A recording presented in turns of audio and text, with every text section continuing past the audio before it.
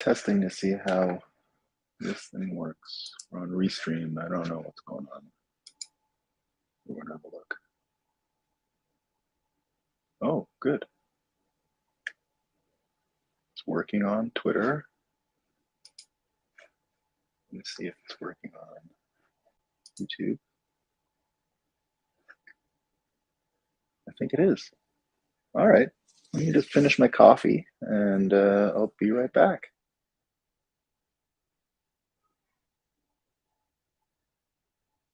Great. Great, great, great.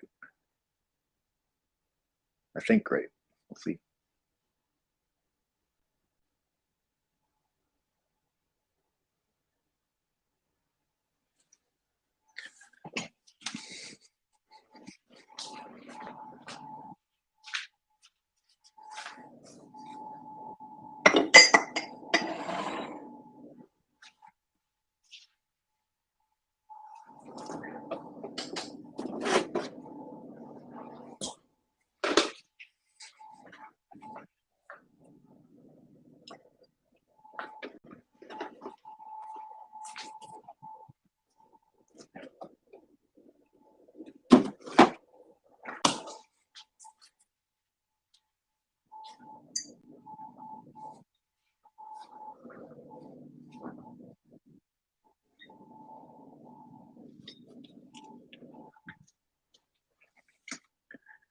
What's up, viewers?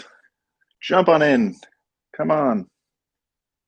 We'll be getting going in a couple of minutes. I just got my coffee.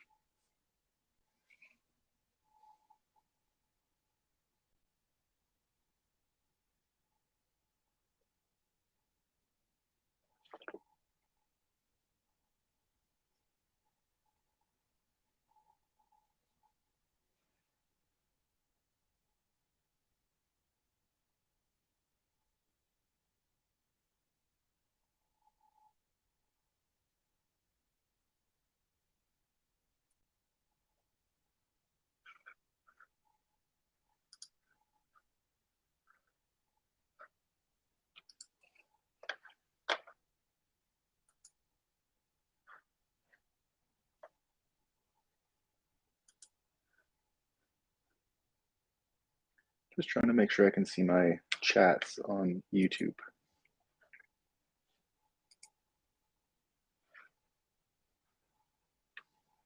There we go. I got the chats on YouTube. Yeah, it's foggy out, guys. It is foggy. That's what's up. All right, we're going to be getting going real soon.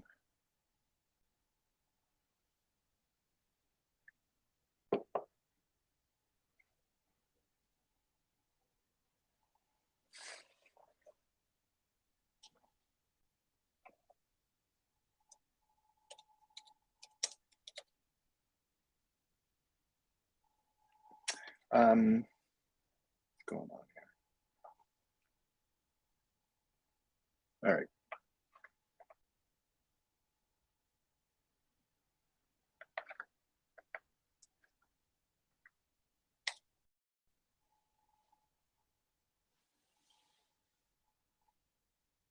Thanks for your patience, everyone. So as you can see, we just saw the fog. It looks like the sun is up, and I checked, Bitcoin is running. So we're good. Sun is up, Bitcoin is running. Ready to go. I got a coffee.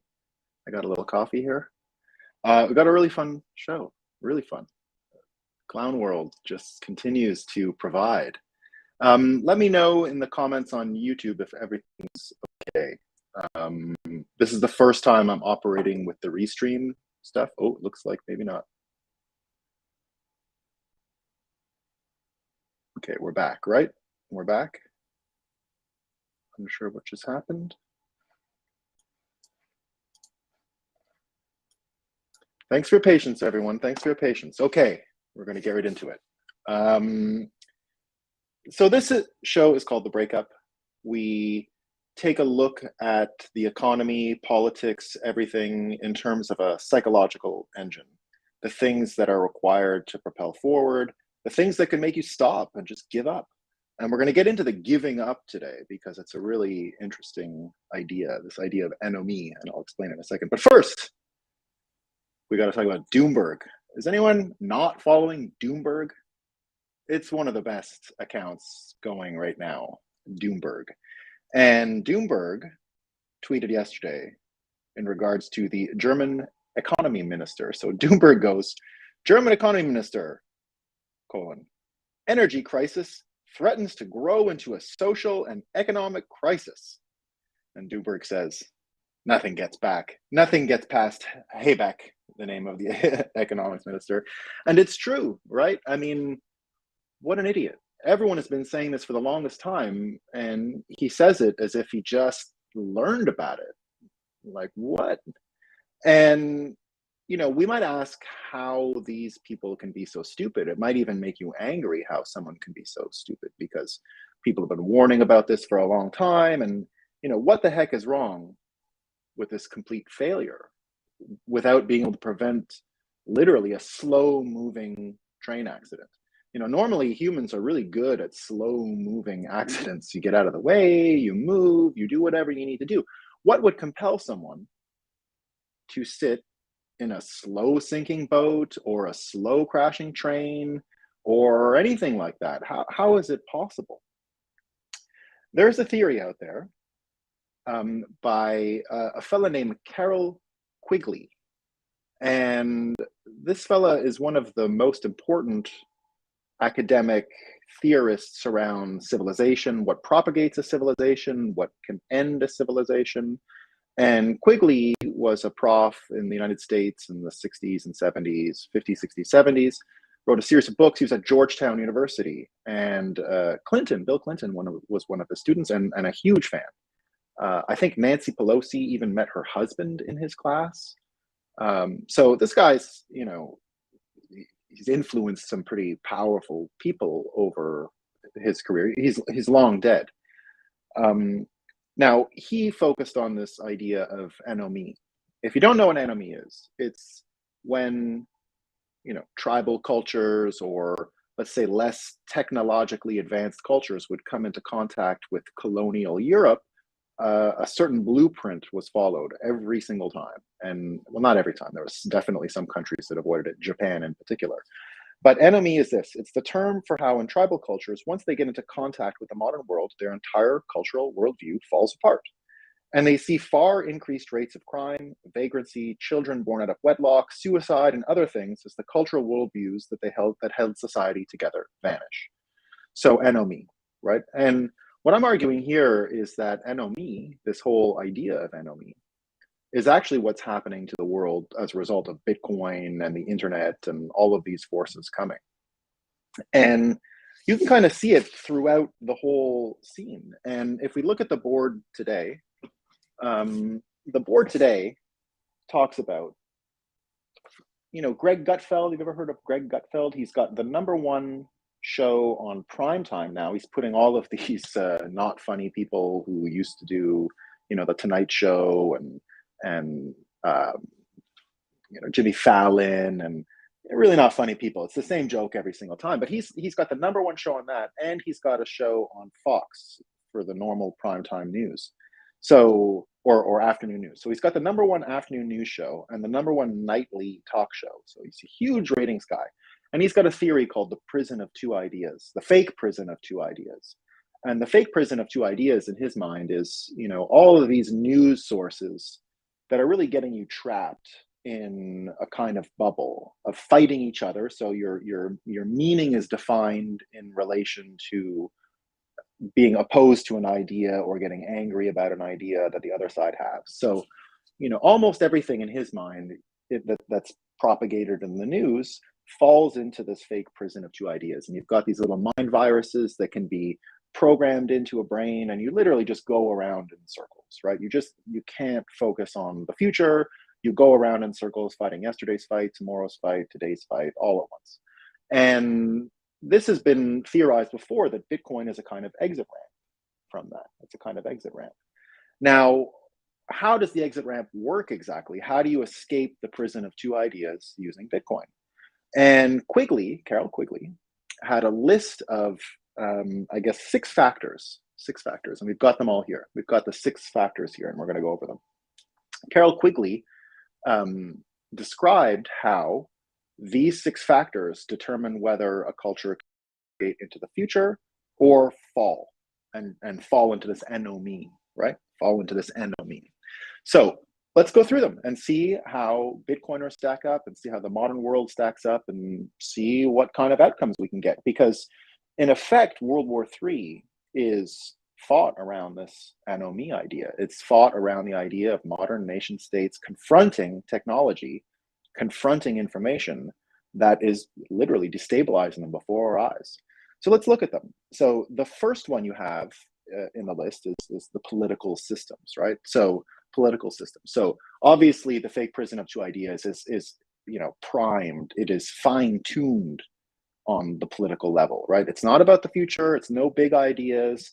It's literally drug people who can pump you full of anger and dopamine about one subject and get you motivated for the day and engagement and all the rest, and fight and get you out there, right? So within politics, we've got this whole antagonistic piece. But the Bitcoin off ramp is to see that these guys are obviously not creating any type of future, right? There's nothing coming from these folks. We've got Kamala Harris yesterday or 2 days ago or whenever it was. No, if you're in North Korea and South Korea, if you're in the DMZ, I used to live in Korea, right? You're in the DMZ. You can say anything you want at the DMZ as far as giving one of these really basic pedestrian speeches, like a canned speech. Oh, I believe in the future of the world. There's one thing, just one thing you got to be careful of if you're in North Korea, in the DMZ making a speech. There's one thing you have to know about, whether you're North or you're South. So Kamala Harris goes and says, our long-standing association and partnership with the Republic of North Korea. So she didn't get that one right? Then you've got Biden yesterday, right, doing a real sundowner. You know what a sundowner is? It's when people with dementia get more and more angry as the day goes on. That's why they're often prescribed ice cream. Right? Ice cream is the actual medical tonic to sundownerism. So Biden had another couple of sundowner moments the past few days. Not a good look, really not a good look. And what it really underlines is that the political order now, and I think this is now widely accepted, is more like Veep, the US television show starring Elaine from Seinfeld, Julia Louis-Dreyfus. That was seen as a comedic show about politics, but it's actually much more accurate than a show people might have used as a mental model just 20 years ago, like The West Wing, when it was like serious people doing their best for a better world. In the end, it's probably a bunch of people on Xanax, just trying to get on TV, wondering how they did, how was my performance, right? Like some needy folks. So politics itself is a huge opening for Bitcoiners, a huge exit ramp, because this stuff's really off-putting. No one can imagine. I appreciated Donald Trump as the president because of the disorder and the chaos and the fun. It was hilarious, right? He was just a great writer. Now, I know some people were triggered. He's a bully, and anyone who doesn't like bullies, I get why you didn't like him, right? I don't have that mental thing against bullies. I just didn't have it. I grew up in the countryside, kind of not a lot of people around. Wasn't a ton of bullying at my school. We didn't do that kind of thing. I mean, it happened, but it didn't affect my lifestyle. So I can understand why someone cannot even look at Trump, because he does definitely trigger childhood memories of being bullied, because 100% he's a bully. That's why he was chosen, right? Very consciously chosen for being a bully. But I get why people would tune him out and not want to deal with him. I mean, even yesterday, he had this great offer to help negotiate on Truth Social, or 2 days ago. He had a great offer to help Biden. I think he meant it sincerely. I can help, negotiate energy between Russia and Germany and, keep World War III from happening.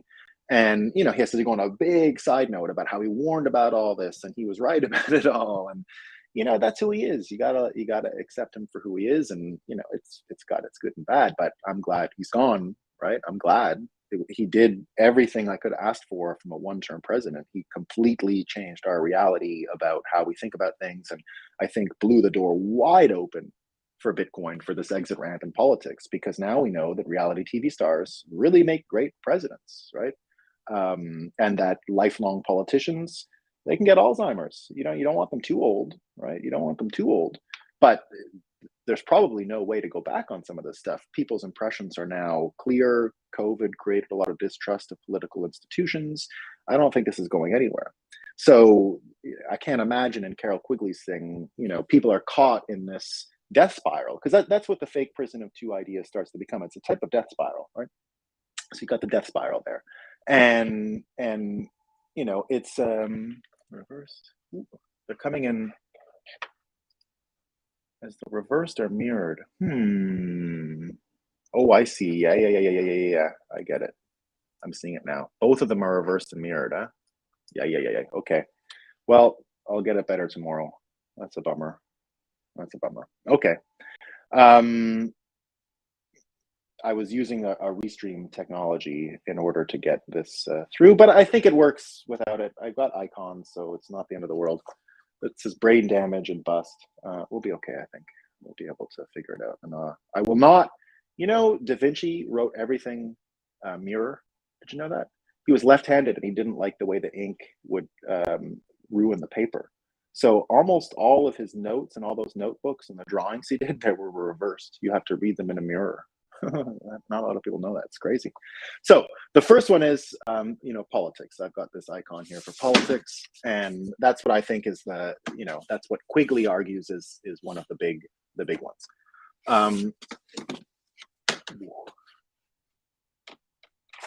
So the next one is economics, right? The next one is economics. And yesterday we had news out of the UK that how close they came to all the pensions being wiped out. Not only that, a bunch of banks are now pausing mortgages, so you can't even get a mortgage to buy a house anymore. We've got BlackRock now accused of failing to protect pension funds from clients because they were threatening to halt trading in certain funds at the height of the UK bond situation. So that means they were not even going to let people exit their positions. They would have to go down with the ship, and you know, pretty dark stuff. So we see obviously there isn't much of a future in the economic system as it is. So that's the most obvious off ramp for Bitcoiners, right? You know, Bitcoin itself is the off ramp. So you've got the idea of politics being one of the off ramps out of this prison of two ideas. You've got economy, right, as pretty much the major one, and that's what Bitcoiners are all following. But there's more, right? There's a lot. There's more that are really great. And intellectual is another one. So we've got politics, we've got the economy, we've got intellectualism, right? And if you look yesterday, for example, you know, take any news, right? You had the Daily Wire. The Daily Wires, and I love the Daily Wire, right? I do follow the Daily Wire and do like some of their videos from time to time, but they belong in this fake prison of two ideas regularly, right? Their number one story yesterday that they were going on and on about was the Lizzo, who I know very little about. She's a big woman, she's kind of big, and she was playing a flute. Okay, I get why it might be vulgar, and the flute was precious to a founding father, and it was made of pure crystal, and oh my goodness. So they ran multiple videos yesterday on Daily Wire, just outraged about all this. Now, I get why someone would want to be angry, but there's a lot more going on in the world, right? Way more going on in the world. But they're not the stupidest ones, right? They're not the stupidest ones on the intellect. You've got the German economy that we just mentioned, right? That's a, how could they not see it coming? How about Vice magazine, right? Vice magazine ran this whole piece on reforming sex offenders, right? So they went to New York City, they met a sex offender, they interviewed he told all his story. It was sad, and you know, oh, they had a lot of sympathy, and they framed and edited the whole thing. They told this dramatic story about this person trying to reform. The video ends, the host comes in at the last minute and says, you know, the video has been now produced. She says at the last minute, the offender in this video, the minute the interview was over, sent a dick pic to the producer. He sent a dick pic right over. Now, I get why you'd want to do a video on reformed sex offenders. I don't understand why you would still tell the same story with someone who's just reoffended. It wasn't just a side note. It should have changed the entire context of the story. But they decided to not have it. They just wanted to tell a narrative because it fits into this prison of two ideas, right? It doesn't really defy expectations. You're feeding someone exactly what they're expecting, right? A feel-good story about a reformed person. They had to put the parentheses in, he's not at all and is actually sending dick pics and is still a sex offender. They didn't tell that part of the story, just added it as this weird addendum. And of course, people went crazy, right? But what does that tell you? It tells you that the intellect of the institutions are not interested in solving at the moment, sex offenders and rehabilitation. Literally, they just want to tell a story, right? They want to tell a story. They want the engagement. They want the clicks. So when you start to see that, right, we know we can't trust these institutions. Intellectually, there's nothing there for us. That's interesting. Contrast that to Bitcoiners, right? Bitcoiners now, everyone talks about the rabbit hole. What's the rabbit hole? The rabbit hole is a reading list, right? When you go down the rabbit hole is a bunch of things that you end up reading and getting interested in. Not because they're assignments. You're not like, what's my reading list this year? You start to say, oh, I didn't know that. And then you get another reference, and then you get another reference, and then you get another reference, and then you just keep going, right? And then everyone's like, oh, I remember when I was interested in that stuff, when I was falling down the rabbit hole, right? So the rabbit hole is a reading list, and it fits into this Quigley model of intellect, right? So Bitcoiners already have this propagating, self-perpetuating interest in stuff that seems to be feeding itself, and the intellectual piece is growing and growing and growing, which is really interesting. The next one is actually fun, right? It's fun, gregariousness. You have to have fun. You got to be able to have fun. And that's a part of it. So we talked about politics being one of the pieces you need going forward. We've talked about the economy being one of the things you need going forward. Intellectual curiosity being another. Fun. Quigley said fun, right? So what do we see now? We see apparently there isn't even going to be a Halloween this year because the fentanyl is now in the candy. Now, America has a lot of issues, right? A lot of issues. The whole world has a lot of issues, a lot of things going on. America's got troubles. America's number one trouble, the worst problem America has, is fentanyl. It's the drug use, the drug abuse. It's 300 people a day dying, 300 people a day. I saw this guy, Machiavelli's Underbelly. He's an AI artist and an AI, just sort of interesting guy, talks about AI all the time. He's been producing the picture every day of 300 people who would die, right? It's just 300 drug addicts scattered on the floor, all generated by AI. And when you see it in those terms, you realize we got a real problem. It's much worse than COVID. It's much worse than any other thing we've had. 300 people a day. It's thousands in a year are overdosing from fentanyl.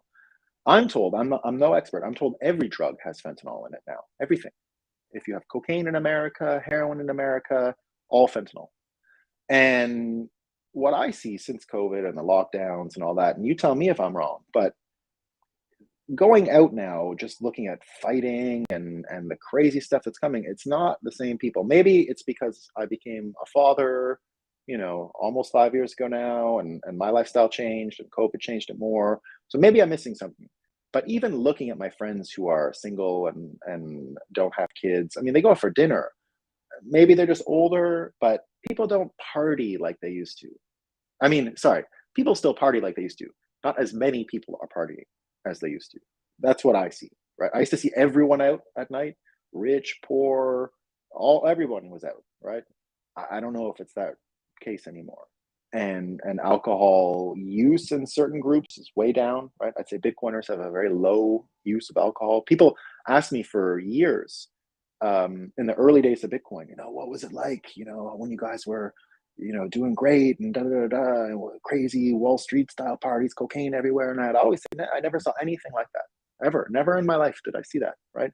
Most Bitcoiners, wanted to play some dice probability game and, talk about Bitcoin, and there was no drinking. I mean, I stayed up night after night in some of the early Bitcoin conferences with Bitcoiners talking about Bitcoin. No one was drinking alcohol. It was not common, right? Maybe a drink or two, but it was really not a part of the culture, just not a part of the culture. I saw it around.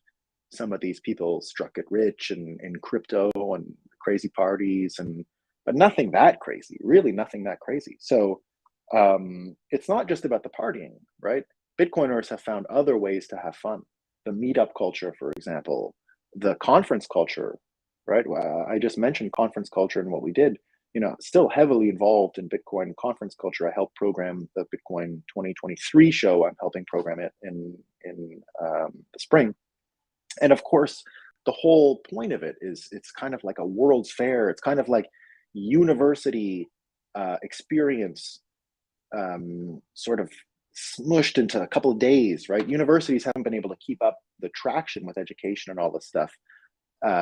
But we've been able to make up the difference with these conferences, and you basically get a whole year of university distilled into 3 or 4 days, and that's the experience that people are coming for. They're coming for the fun. They're coming for the fun, intellectual stuff too, but they're coming for the fun, right? It's a big part of it. So we've got politics, we've got economy, we've got fun, we've got intellectualism. The next one is religion, right? Religion. We've got religion as a big part of it. And the religion piece, this is what helps propagate a culture. Again, religion. We've become very unreligious in some ways in America, and especially in Europe. But I would still say America has a very healthy, religious attitude, very different than the rest of Europe. But of course, I'm very bullish on Islamic culture for this reason. It's one of the only religions that has maintained social cohesion over the years. And they still have a very strong birth rate as a result. And it's very easy to imagine the Islamic countries propagating into the future.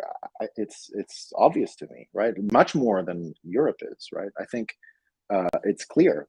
Now, Quigley says you need these prophets in order to inspire people forward. And one thing we can predict is that there's a chance, I think we're well on the road now, that Satoshi becomes a prophet. I think could even become a type of Islamic prophet. There's a possibility out there. Not the last prophet, or I don't think they're going to get into any competing with Muhammad because of Muhammad's position, right? So I'm not going like that far or anything. But Bitcoin is halal, and a big part of creating a financial system that is compatible with the religious system is a major breakthrough, a major breakthrough. And because it is halal, there is an argument that can be made that Satoshi will continue to be venerated, or will be much more venerated than currently by Islamic cultures. I could see it. I could be wrong, but it's out there and happening, and can definitely help push the whole thing forward. So we see that Bitcoiners off ramps. It's economics, it's intellectual, it's fun, right? Fun is an off ramp, and religion, right? Religion could be an off ramp because there's a vacuum. Nature abhors a vacuum, and the way Satoshi has set up the mythical piece, right? We don't know who it is, disappeared, left money on the table, all these things, they're not trivial. They can actually feed into this self-perpetuating psychological engine that fulfills these criteria and goes forward, right? Finally, we've got a military, right? So this is changing really quickly, and we got warlords and all this kind of stuff. Sovereign Individual predicted, the book The Sovereign Individual predicted that these military forces in this era will become weakened. He predicted, or they predicted, the writers, kind of a return to the medieval times. In medieval times, a bit like sports, your lord, not your nation or country, your lord, your local landowner, ran their private armies. And the private armies, the armor of each knight, would signify what team they were on, more or less. And everyone knew these were professional soldiers. They didn't involve normal people. These were professional soldiers. They just engaged with each other. And there was no national military uniform. There was a local military regalia, and your armor would signify who you were with. So the knights then operated a bit more like the private club system in soccer or in professional sports, right? But you know who you're playing for. It's not a country, it's a city, versus a national team with sports where it's the national uniform, the national colors, and all that other stuff. In Europe, it's even more explicit because of the advertising on the uniforms, where we know that the private teams are sponsored by different clubs and corporations and all that stuff, whereas the national teams, it's a cleaner uniform because there's the one sole sponsor, if you will, the national federation. And that's really what happened to the armies, right? That's really what happened to military over the years. And Sovereign Individual makes the argument that it'll go back to basically the club system, which is good and bad. You've got warlords that can start, and there's an argument. Everyone's blaming the Americans, and I think they're probably right. To be suspicious of the Americans in the North Sea or the Baltic Sea or wherever they blew that stuff up as. But one can argue as well that private corporations could have done this. They could have, right? There's companies that would make money. And I made the case yesterday that the American military was just working for the corporations. Would that make it different? Is it the same if the corporations just go and do it? I don't think so. I think so. I think it's the same, right? I think it's the exact same. So there you go. And then we hear about Jason Lowery on the Bitcoin side, who's a military strategist and who has been sort of devising ways that Bitcoin can enter the military sphere and actually dominate the military sphere because of the incentive system. And this becomes clear when we start talking about the only real battlefield that matters any longer is space, right? If you win space, you get it, right? You win the war. It doesn't look like the aircraft carriers and the terrestrial weapons are really going to put up much of a fight any longer, compared to the asymmetric benefits of drones and the cheaper cost of a drone army being run by a warlord with some video game nerds hidden somewhere that are just shooting stuff. Not losing any life, not spending a lot of money, and I'm pretty sure they can take down battalions of tanks and fleets of ships. So that's where it looks like it's headed. Now, when you think of all of these things in conjunction, right? These are all the exit ramps, right? It's economy, it's intellectualism, it's fun, it's religion, it's politics, and it's military. It gives you really three options in the end, right? You've only got these three outcomes that Bitcoiners can really produce, right? They can either be wrong and get brain damage, like everybody else in here.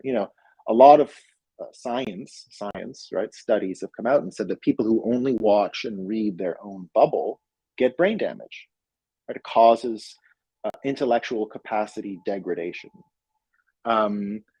That in a way could be a risk for Bitcoiners, right? If you stay in a bubble, if you exit this fake prison of two ideas and put yourself in another one, theoretically an outcome that is possible is you also get brain damage. But I think you're getting it in here anyway, right? You're getting it. You're stuck with brain damage here no matter what. And if you exit in any of these ways, you can still get some brain damage. You still have to ask if you're wrong. And as Bitcoiners, we always have to ask. And I think we should always say at the end of a sentence, I could be wrong. It's important to say that stack sats and stay humble. The stay humble part, you gotta admit we could be wrong. Now, I don't think so, but as an exercise, I say it. I might miss something otherwise, right? I don't want brain damage. I don't want to be a Bitcoiner with brain damage. So you have to ask. We can go bust, right? That's an outcome, right? We can exit, and all of these things can happen, and we could go bust. It's possible, right? That's another outcome, right? We can get brain damage, but that still means like Bitcoin is propagating. It's just one outcome. We got brain damage because we didn't learn about other stuff. The next one is none of it works, right? And we go bust, right? We just don't make it. And the final one is Bitcoin standard, right? There's three possible outcomes of taking any of these exit ramps. Right? There's three outcomes that we can get to. Now, what should we do to guarantee we get the one we want, right? Well, there's a lot of tips out there, right? There's a lot of tips out there. So Michael Malice, who I've suggested we all follow, had a great one. This is hilarious. And this is exactly what I think Bitcoiners should get up to. This is pirate stuff, right? This is real piratey, and it's in politics. And he says some disruptor should pay money to air pro-LGBT Democrat ads on black radio stations, and then all hell will break loose. Followed by ads about how President Biden found money to pay for Ivy League loans, but not a penny for reparations for those communities suffering the most. That would work, right? If a Bitcoin pirate went out and bought these ads, you'd break up this fake prison of two ideas. Because the problem with the fake prison of two ideas is actually getting messages across enemy lines, right? Because it's so programmed and cyclical and is caught in a vortex. When you get messages across lines, they can blow up. They can really explode. So that would just be great if someone did that. I see a lot that could come out of that. And, this show is very pro LGBTQ, and they should know about what's going on, right? It should be clear politically that you're supporting them or you're not, right? It shouldn't be hidden. And, I support them. So I want everyone who supports them to know what they're supporting. Followed by this piece on education and reparations. I'll say it, I'm pro reparations. That doesn't mean I want to give money to anyone. I don't want to steal money from one group and then give it to another group. I think reparations are a thing that we can share throughout the world. And I think that I believe racism in America exists primarily and most importantly and most unfortunately in the education system. And one of the best ways I can think of for reparations is to create a beautiful education system that doesn't require, heavily involved parents. That I think if we just put it all on parents, we're still leaving people behind, right? We don't want to do that. So a real strong public system that gets everyone who needs it a real education, not this stuff, not pre-programmed things, not the crazy stuff we hear about, right? But a real education system. And I think it's possible. And that if that's what reparations are, and the whole world can ask for it and get it, we're doing well, right? We're doing real well. Okay, I got some quotes here. I got some comments here. I'm gonna get to them. All right. Not sure. This is from Desakota. Not sure about Islam, but Bitcoin's deeply ethical implications have motivated a strong undercurrent of Christian thought. Yeah. See, thank God for Bitcoin. Yeah, exactly. And I think that's where it's going to continue to. That it's great that it's happening because it shows that Bitcoin is following the Quigley model of civilizations that perpetuate, right? Because it is adopting religious attitudes. And, even on this show, I like to thank Satoshi every day. I mean, this show is literally inspired by Satoshi allowing me to understand how to get freedom and, wanting to share it and make sure everyone gets through this thing because there's some dark days, right? And if I can help people because of how I was helped, it's going to be the best thing I can do with my time, right? I can't think of a better thing I can do with my time.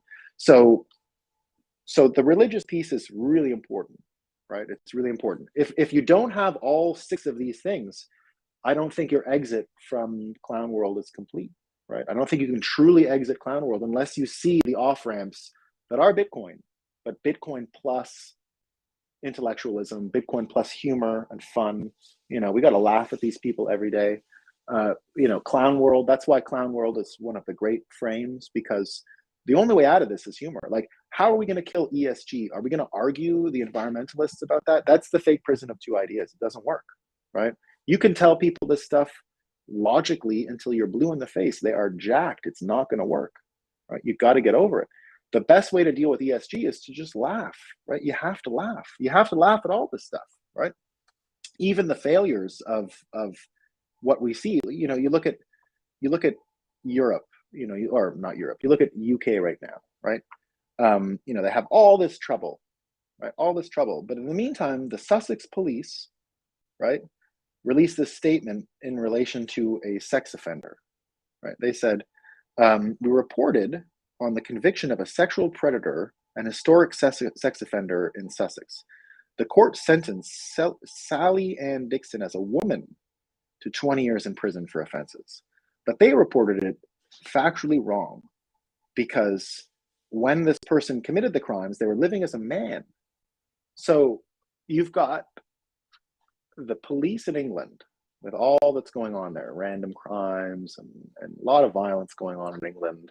They're worried about, now this is like a correction of a press statement that nobody read, right? That they got the sentencing wrong of someone who's transitioned. And I'm, look, we said it, I'm pro LGBTQ, but that the police are now spending all their time telling people to not make hateful comments about a sex predator, and that the hateful comment is to misgender them. I mean, it's funny. It's funny. Like, it's funny. You can't get mad about it. You can't. You got to laugh about it, right? It's hilarious. The failure is hilarious. And, you know, we've got to be able to use that failure for our advantage. So each one of these things in conjunction with Bitcoin helps provide you with the off-ramp that you require. And, you know, there'll be more examples every day. So let's thank Carol Quigley for the great book. And that's all I got for today. I got one more comment here. Another one from Desakota. On Bitcoin and the military, the appeal for me is that Bitcoin defunds fiat-funded militarism. Bitcoin is peace, as Kaiser says. Yeah, but there's a mega politics to that too, I think. So defunding them, it's true. The financing of the military-industrial complex is greatly hindered. I don't think it would have mattered, though. I think that the tools of war changed, and it's an asymmetric fight now, just as it was when, the same way it was when machine guns and bullets and guns and all that were created, and the cost of an army could be, you know, borne by one leader instead of multiple lords and armor, and you got to feed the soldier every day, and he's like a professional athlete, right? You got to think of military in the past as professional athletes hired by effectively team owners, right? The lords were like team owners, and they hired these folks. So, you know, if we were heading back to that world anyway because of the technology, I'm not sure it mattered very much that national standing armies can be financed, because there really is only one major army financed in the world. I mean, we all know that every military combined is still less than the United States, right? And you know, the military industrial complex, of course, right? It's been going on for a long time, but I think that it would have happened anyway. That's what I'm getting at. So Bitcoin, super important. What I think is important, though, is the space piece, and Bitcoin can do that, right? There's ways we can get into space. I mean, there's a reason why Blockstream put the satellites up there already, in order to propagate validators in space, right? That were running off solar energy, not terrestrial energy. There's a reason for that. That immunizes us from terrestrial war. You know, the hypersonic weapons are real, right? Those things are dangerous, and they can still be run by nation states, and I don't expect them to be going anywhere soon. Those things surprise the heck out of me. But we'll see exactly how they're engaged. We'll see how they're engaged, right? All right, team. So I'll figure out this stuff tomorrow when it comes to the backwards stuff. It was the restreamer today. I used a restreamer. Luckily, there's not a lot of writings, not a lot of letters, but annoying. All right, team. Ciao.